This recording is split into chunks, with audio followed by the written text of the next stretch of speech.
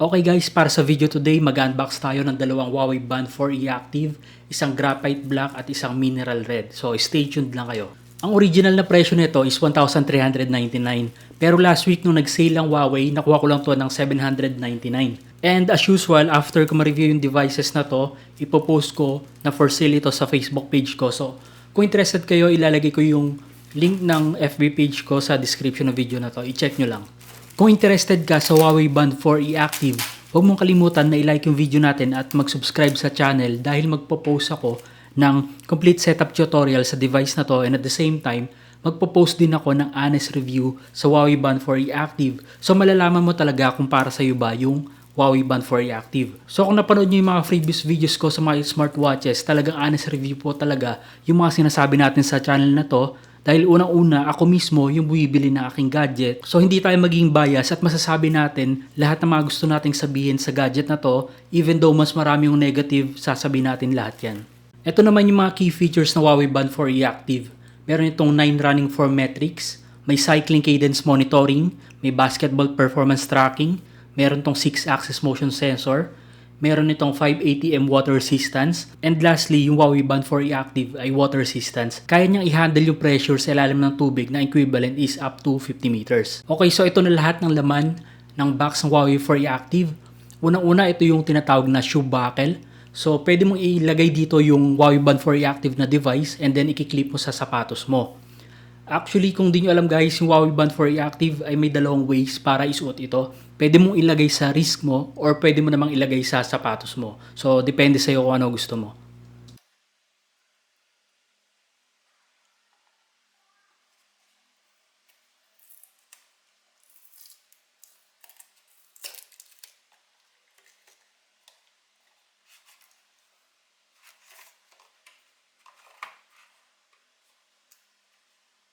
Okay, next naman is yung charging cradle. So, kagaya ng lumang Huawei Band 4e, so pareho sila ng charger na ginagamit. So, i-attach mo dito yung Huawei Band 4e Active mo para ma-charge siya.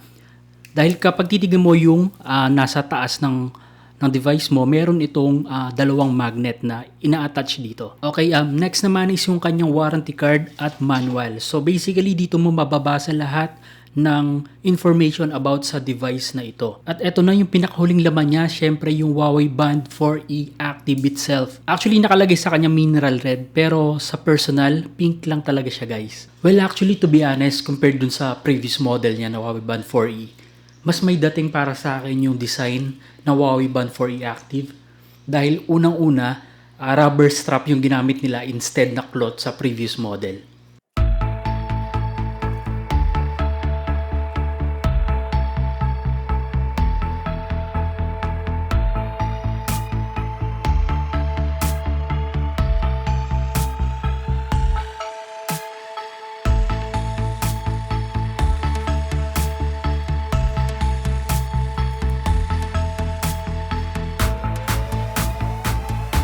Okay, this time naman yung graphite black yung i-unbox natin. And syempre, kung ano yung kasama dun sa mineral red, same lang din yung nasa loob ng box ng graphite black.